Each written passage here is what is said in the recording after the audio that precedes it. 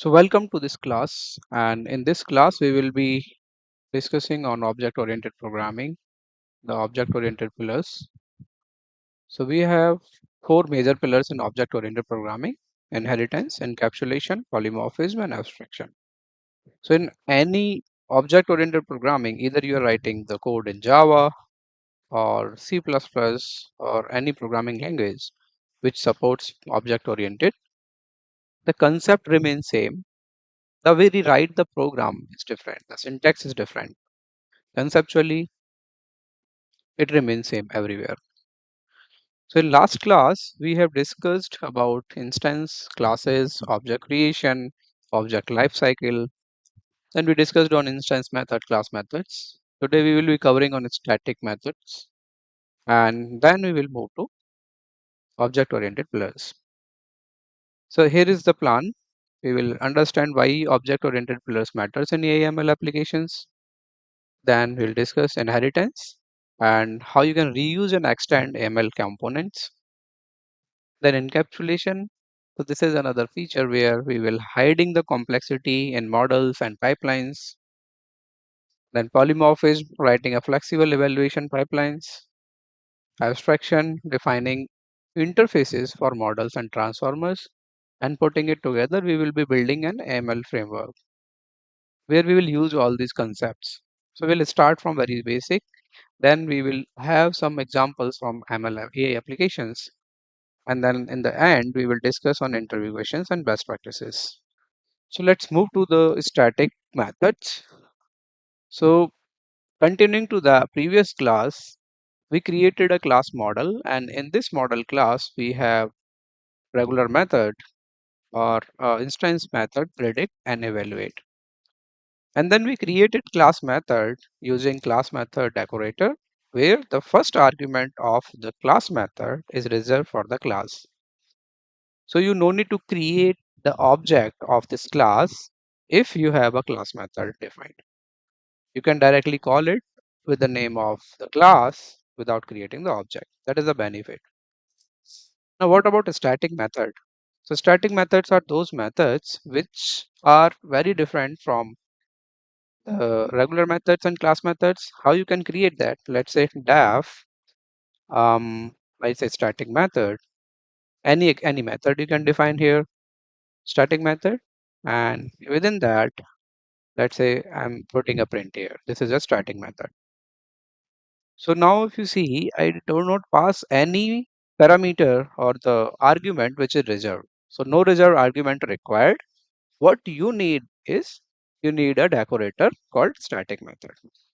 So you need to explicitly say that this is a static method and you should consider this as a static.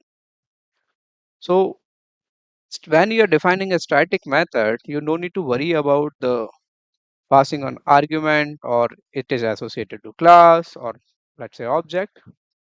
So you can access your static method with the class. Let's say class name is model dot static method. You can call this method.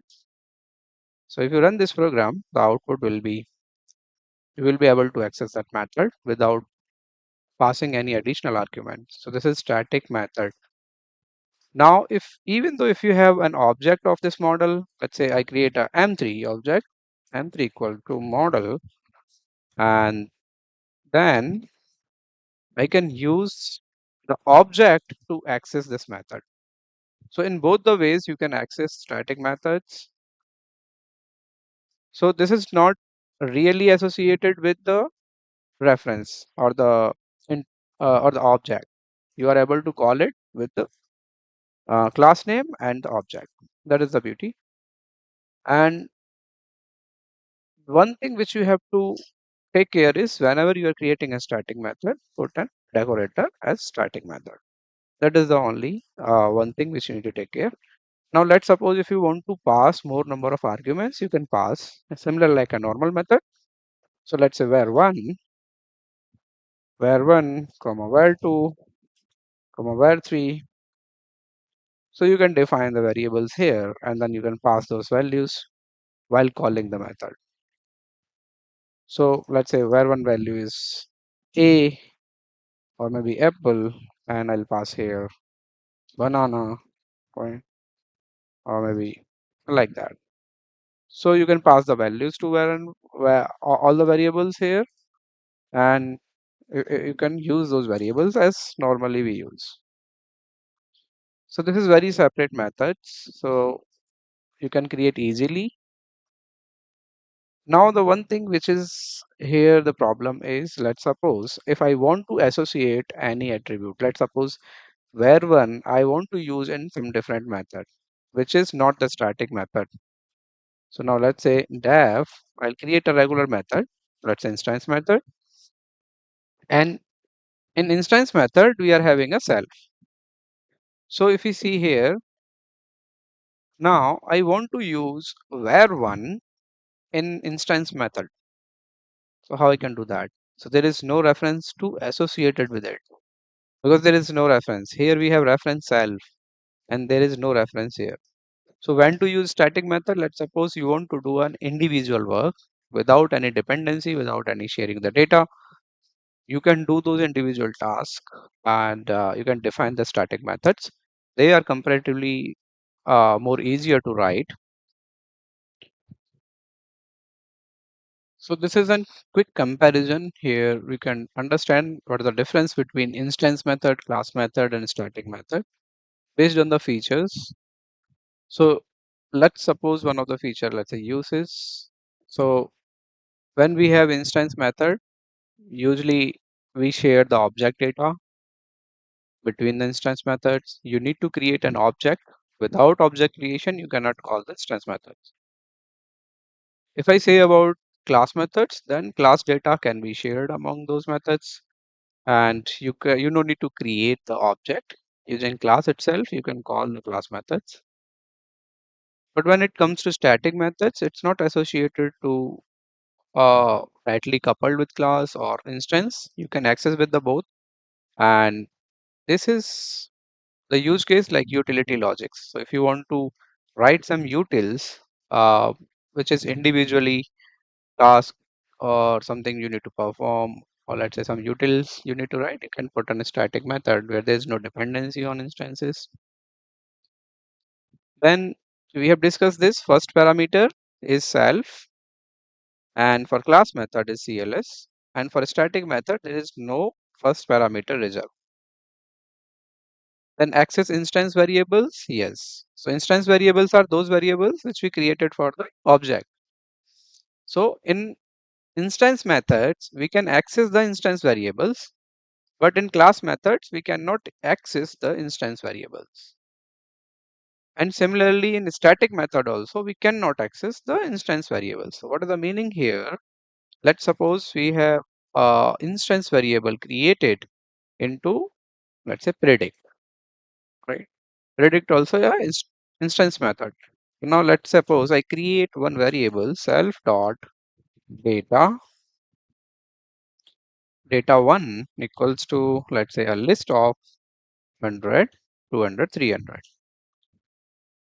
So if I created this data, and this data 1 is the attribute belongs to the object instance, I cannot access this self dot data into class method. If I say like this, print self dot data1, so this is not working. It says error, self is not defined, because there is no reference at all. Similarly for static also, I cannot access here print self dot data1. So if I comment out here, now if you see again, it says there is no data1 attribute available or variable is there. So that is the meaning here, like accessing the instance variable. When I say access class variables, so if you created a class variables, you can access the class variables into instance method, yes, and you can access the class variables into class methods, but you cannot access class variables into static method. So let's go back with this example. If let's suppose I create some class variables here, let's say const1 constant 1 equals to constant value 1. Now if I want to access this variable, I can access into predict. I can print it here, print const 1, right? If I say in class method, I can access that here also, print um so let's say cls dot, it will be available const 1 into class, but I cannot access it here because there is no reference at all. So if I say print const 1 directly, because we don't have any reference in static, so let me just remove it to avoid the confusion. Okay, so I'll just print const 1, so I cannot access like this directly. Right. So let me remove this also. So now if I run this program, see the output. Okay, syntax error. One second. See this, we will not be able to access the class variables into static methods. So that is why the usage is just a utilities. If you don't want to share anything, just want to perform an individual task within the class, some utils class you want to write it, you can put there. Now let's understand this. Need object creation? Yes. So for accessing the instance method, we need to create object. For accessing the class method, not required. It's optional. We can access class methods using class name. In a static method also, no need of object creation. You can access the static methods using class name. Decorator? No. So for instance method, there is no decorator at all. So we are not defining any decorator. We just write the method here and give a reserve keyword or reserve arguments. But for class methods, we have class method decorator, and for static methods, we have a static method decorator. The main purpose of the methods here is we are defining an object behavior. So if you remember in one of the class, I was talking about the properties of object and class. So class and object have 3 property each. So what are those properties? We have ID, we have attributes, or we call it state, and we call behavior. So behavior is nothing, we call behaviors are methods. So instance method is the behavior of object. Similarly at class method, we have class level operations. So main purpose is, let's suppose if we want to keep some of the operations at class level, you can write the class methods. And when you are writing any helper utility to use, you can write an helper utilities. Common in his industry, very high. So we use instance method very frequently in our program. Class method is also high, not that much comparative to instance methods. And static methods are medium. We sometime we use it or sometime we don't use it. So let's say if we are defining a utils also, we can define it with the instance methods. So if you want to implement some security and other rules on of the object programming. So this is overall table. So now let's understand why these object oriented pillars matters in AI/ML. So in AI/ML code quickly becomes complex. Let's suppose when we are doing a feature engineering and we have multiple models, and if I want to do hyperparameter tuning and assembling the methods, so all these topics we will understand in detail, we will implement it. Here we will use just for the understanding of the object oriented programming, and we will use some jargons here. So object oriented pillars provide a proven blueprint for managing complexity. Whenever I talk about the machine learning application or AI applications, they are far complex comparative to the normal applications. So when it comes to the complexity, then we should write the code in object oriented way, where these are the 4 pillars will become your fundamentals or the basic. So first is inheritance, where we will reuse the common functionality. So whenever you want to reuse something or the code or any method, eh, if you want to reuse that, there we will be using inheritance. Then we have another pillar, encapsulation, where we will be hiding the internal state, let's say print weights or pre-processing parameters. So internal states means if you want to hide something. So encapsulation is basically for used for the security purpose. I want to hide some variables, I want to hide some methods or some implementations, so you can do that. Then polymorphism. So polymorphism is something where the object or a method will play a different roles. Same method, same object will play a different role. Where we will be talking about the overriding, overloading as well. And the major usage in AIML is to treat different models uniformly. So let's say you have different models and you want to treat as a uniformly. So that you can do using the polymorphism technique. Then the fourth concept here is we have abstraction, where we define the contract. So this is an extra or the abstraction layer implemented, and so let's say all transfers must have fit transform. So I know this is like something very new for you. So I'll give some more other examples relative to the machine learning, where we'll implement some abstract methods, abstract classes, and then we will use it. So some kind of design patterns or low level design patterns also we will be discussing here. We have something like prototyping design pattern, singleton design pattern, and there are around 10 design patterns which is majorly used in object-oriented programming for any application.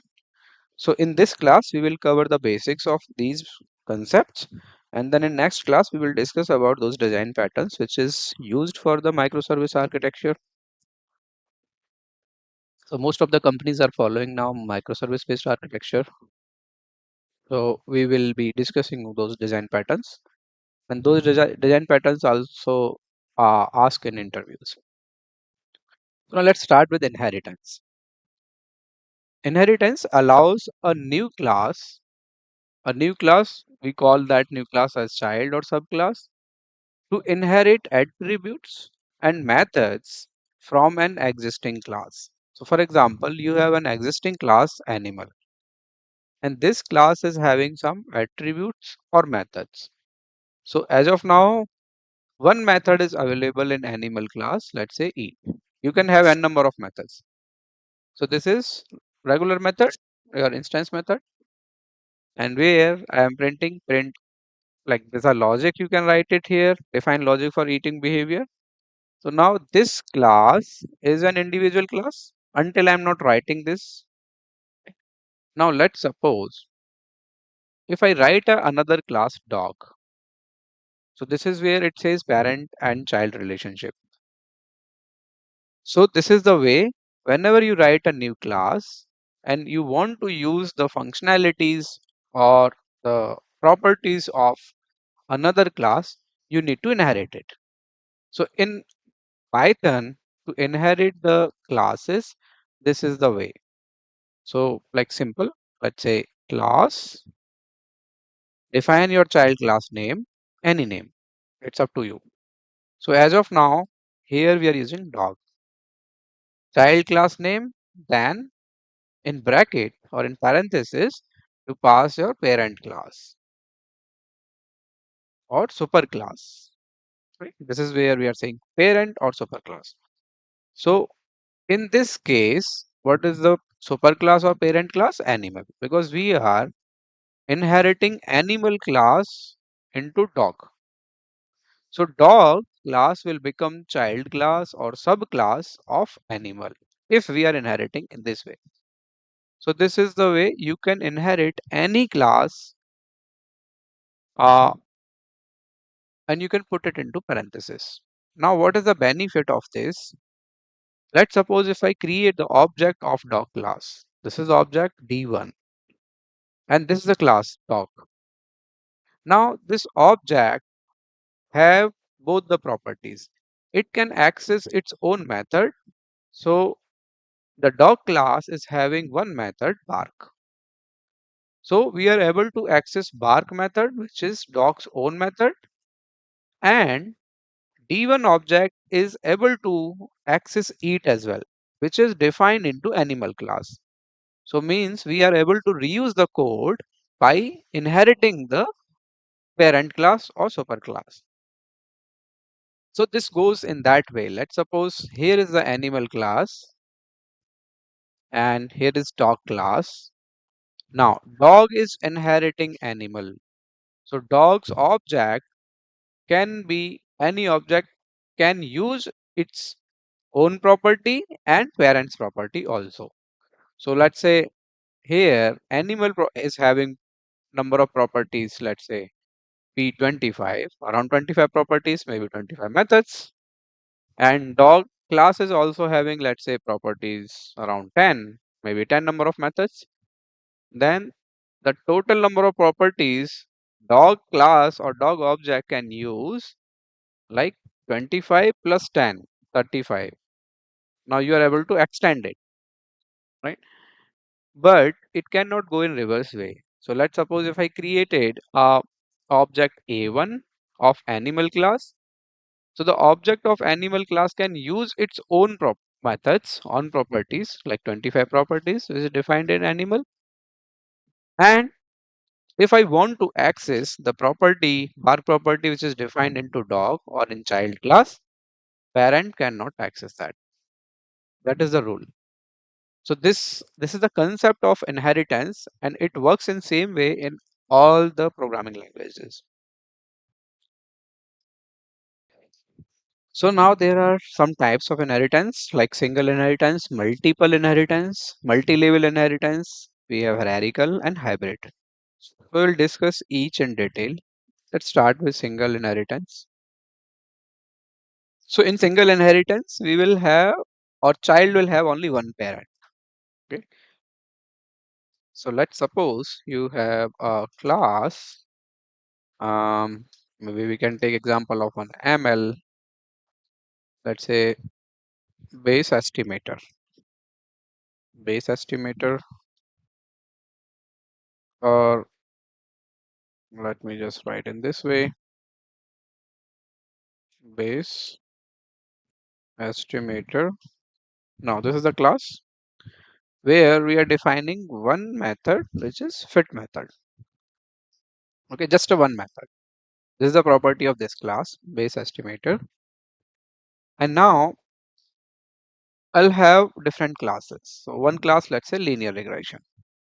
So this is one class, a linear regression class, and linear regression class is inheriting base estimator class. So this is one of the example of single inheritance. Let's say here single inheritance. So here we have one class and the child is linear regression, where linear regression class is inheriting base estimator. Now we could have another child of this class, but there is a absolutely one parent. So one child inherits from one parent. Then we call it single inheritance. So let me write it here, one child and one parent. This is the simplest form of inheritance. Now let's suppose what happens if I have the same method in base estimator and linear regression. For example, let's say I created another method here, let's say predict. So if you see here, your parent and child both are having same method. Now if I create the object of child class, let's say LR1 equal to linear regression, and then if I call LR1 dot fit, yes, I will be able to call it. with some variables, let's say training data or training labels. So LR1 is the object of child class, and the fit method is the behavior or the property of base estimator, and you are inheriting it. So that is why you are able to use it. Now let's suppose if I want to use LR1 dot predict. So in this case, what will happen? What is the precedence order? So LR1 dot predict. So object LR1 is the object of linear regression class. Now first priority goes to their own properties itself. So let's say if I run this code, so here define logic for making predictions. So this is the one predicting with linear regression model. You see here predicting with linear regression model. It means the priority or the precedence order is it will look into their own properties. If they have or the object or class that have it, then it executes that. It doesn't look for the parent class or the superclass. Right. So that is the behavior here. So now let's discuss about the multiple inheritance where one child can have multiple parents. What is the meaning here? Let's suppose you have a class father, right? Uh, le- let's say one is father class, and here let's say there is some methods. Father have some skills. So let me just write it something relevant here. So let's say father's skill is programming data analysis. Now you have another class, let's say mother class, and there are some maybe talent we can define just to avoid the overriding. So let's say talent where we have some other's talent, let's say communication, organization, like this. Then if I create the class of child, right, any class. So let's say class child. So how to apply a multiple inheritance? You can inherit multiple classes. Like there are two classes here, father and mother. In child class, you can define the number of classes here separated by comma. First class is father, let's say second class is mother, then third class, fourth class. You can define that. So now, let's say I'm not defining anything here. You can define the properties. As of now, I'm not writing it. That is why I have written pass here. Now I created the object C1 equals to child. So I created the object of child class. Now this child class object will have both properties. It will have father's properties and mother's properties also. So C1 dot skills. So when I execute skills, I'm executing it from the child's object, not from the parent's object. Similarly, I'm accessing the talents, which is the properties of mother class. So you will be able to use both the data or both the code, both the properties of father and mother classes. So this is we called multiple inheritance. Means we are inheriting multiple classes into one child class. So now let's suppose if you have same method name in father class and mother class. If I say like let's say def skills. Now there is a skill method available in both the classes. If I try to access now skills and if I run it, see the output here. So it inherits the father's skill. Why? Because this order matters. How you are inheriting it. So I'm inheriting father class first. Now if I remove this here, I will start inheriting mother first, then father. So if I define the order here, then you see the output says mother's skill. So if you have same method name in both the classes, based on this order, that will be the precedency. So let's suppose if you have skills in child class also, same method name, then it will look into their own method first. Do I have a skill method? That will be executed. After that, this order. It will look into mother's class. If it is not there, then it will check in father's class. Then if you are having a more number of classes, it will go one by one and it will look into the properties. If it finds, then it will execute. If there is no method available, for example, let's say if I say C1 dot, let's say speak. So this method is not available anywhere. So it will raise an object has no attribute. This is an error because there is no attribute at all, neither in child class or in the parents. So now let's create some more complexity here. Let's say you have class A and class B, class C and class D. Now B class is inheriting A class, where in this case A class is superclass and B class is subclass. And C class is also inheriting A. So now this is possible, yes, because A in this scenario A class has two childs. So if let's suppose I create the object of A is A1, the object of B class is B1, and object of C class is C1, and similarly D1. These are the objects, right? Now B class object B1 can use the properties of A class. This object also can use the properties of A class. Right. Now let's suppose if D class inherits both. So this is also possibility, right? So here I would say B comma C, and here we are inheriting A class. So let's suppose if this kind of scenario is there, and then how the method will execution will work. So we are saying a MRO. So MRO is nothing, it's a method resolution order.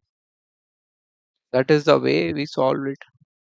So let's create the program first and then we'll discuss what the problem here is.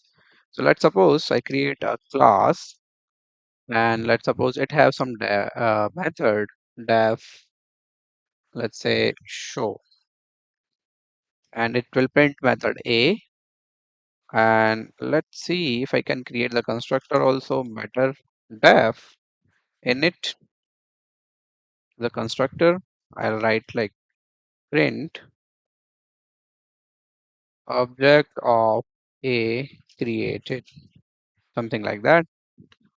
Then I'll have class B where I'll define same way, right? And then I'll have class C. So B class will inherit A class. Similarly, C class will inherit A class, right? But it also have same methods. Then I have another class D which inherits B and C both. So here is the multiple inheritance. Now like this. So I'll not create show method here. So let's suppose if I create the object of D and I'll say D1 dot show. So which method will be called here? It will call B method, the method of the B class. Why? Because the order which you have written here, that will matter. So if I say B comma C, then it will execute the method of B class. If I say C comma B, then it will execute the method of C class. So if I run it, method of B class. So this order matters. Now, if I want to access class A, this method, or if I want to access the specific method, there is a different way. So you can print the MRO of the class. MRO is nothing, method resolution order. So the way you are inheriting it, that is the order.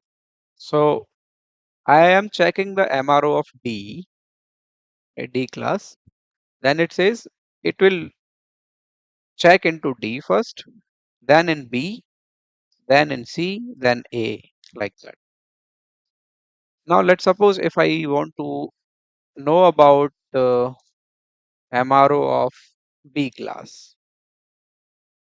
So you can say B dot underscore underscore MRO. And if I say print C dot double underscore MRO double underscore, so you will be able to see B class inherits A class, C class inherits A class. So you can understand the method resolution order, how object will check in the parent's class properties. So now let's suppose if you want to access the specific one, let's suppose I want to access the show method defined in A class. So how you going to do that? There are multiple ways. One of the simplest ways, you can call the class name, let's say A dot show, and where you can pass the object of D class. So it will externally call the method of the class which you want to call. If you see here, method of class A. So you can do in this way. And if you want to execute both, let's suppose I want to execute show method of B class as well as A class also. So what you can do it in show method, you can define like this: super parenthesis then dot show method. So if I now call it again, then method in B class, method in C class, and now method of A class also will execute. So let's check the precedency here. Let me comment some of the section. Just the output is a bit confusing now. So let's suppose now let's start with this object of D created. Then we are calling d1.show. So here it is. The show method is in B class. Then it will go method in B and then B class. Where is the B class?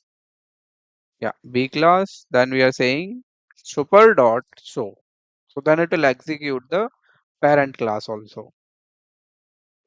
So what happens here? Let's suppose now we are calling d1 dot show. So it will check in B class. Now in B class we have show method. It will execute this method, and inside this I'm saying super dot show. So ideally it should go to A, but because of this order we are having a multiple inheritance as well. So it will look into C first. So if the same method is available, which we are calling here in C class, then that will get executed. And now let's suppose I want to execute all. Then you can write one super here, super dot show. So now in this case, if I execute it, then B method, C method, and A because of this precedency. So if you see this MRO for D object is it will look into B first, it will execute that. And if we are using super, then it will execute the C1, like the method of available in C class, then it will execute the method of A class. So you need to remember this MRO technique which followed by Python. So now let's understand this multi-level inheritance where we can have multiple levels of inheritance. Let's say you have a class grandparent and we can define a def here, let's say grandparent method. Similarly, I'll have another class, let's say parent class.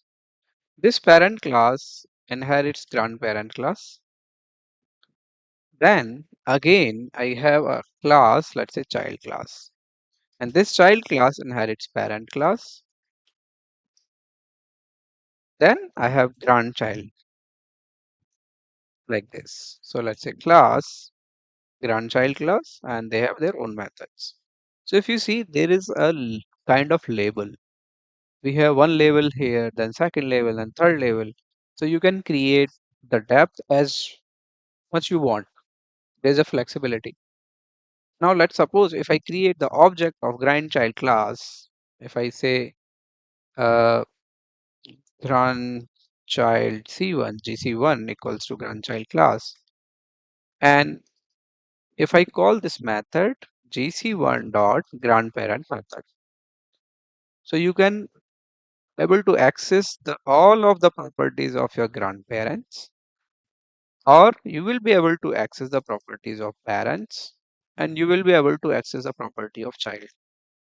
So this is object, the grandchild object is overloaded with all of the properties. So this is the beauty of multi-level inheritance. Now you cannot go reverse. What is the meaning? Let's understand this. So let's suppose similarly, let's say A, B, C, D, like that. So D inherits C, C inherits B, B inherits A. So now the object of D can access the property of C, B, and A. Let's suppose if you have object of C is C1. So this object can access the properties of B and A, not D. It will not go in this order. Similarly, B object. The B object can access the properties of A, not C or not D. So you cannot do that. This is the rule. An object of A, let's say A1, can only access the properties of A.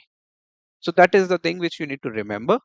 So whenever you are implementing multi-level inheritance, the grandchild class can access all the properties of grandparents, parents, and childs. So now if you see, there is a constructor which we have written here. And whenever I am inheriting the class, we are saying super dot init. So what is the meaning here? If I use super keyword or super method here, this super method will execute the parents method, as we have seen in the previous example also when we try to print show, and there we said super and dot show method. Similarly here also it works. So let's suppose if I have used super init, it means I want to execute the constructor of the parent class as well while object creation. So let's suppose I'll just comment it.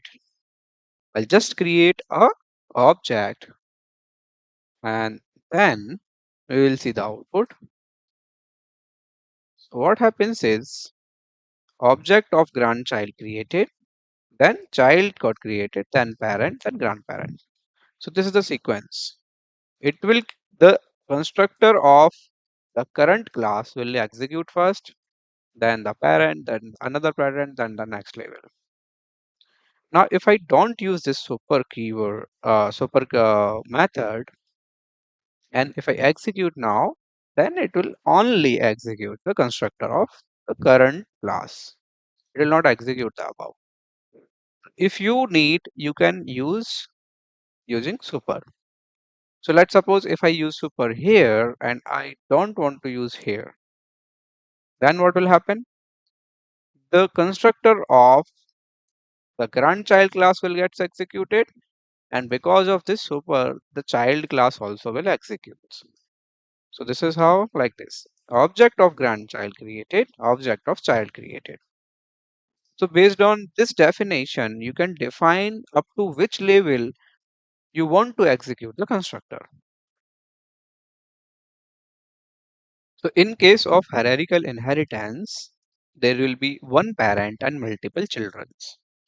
So let's say I have a class, parent class, and then this parent can have multiple children. So let's say child 1, then another class, let's say child 2, and similarly maybe child 3.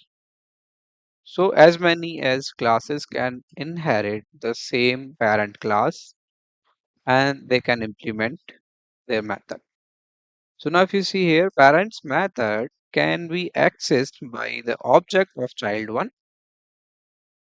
Same because child 2 class also inherits parent class. The object of child class will access all the properties of parent. Similarly, the object of child 3 class also will access the properties of parents. But there is no relation between child 1, child 2 and child 3. So if I draw it here, it looks like this.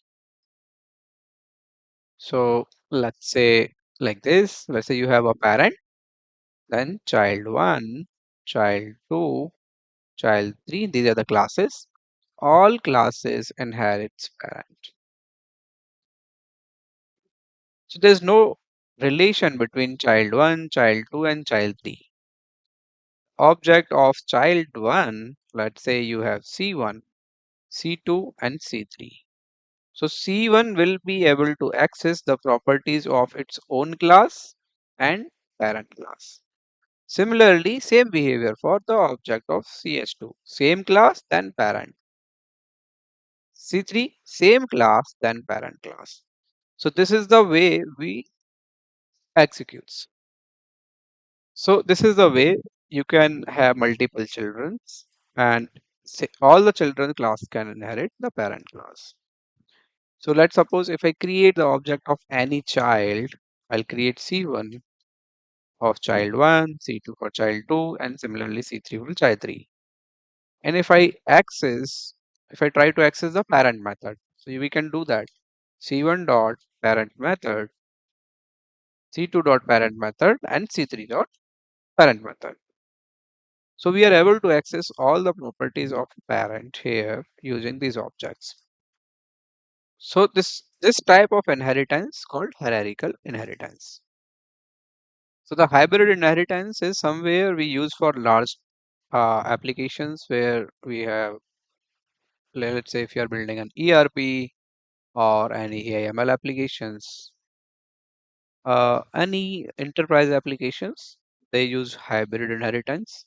So whenever you use inheritance, just remember the rules of multiple inheritance, MRO.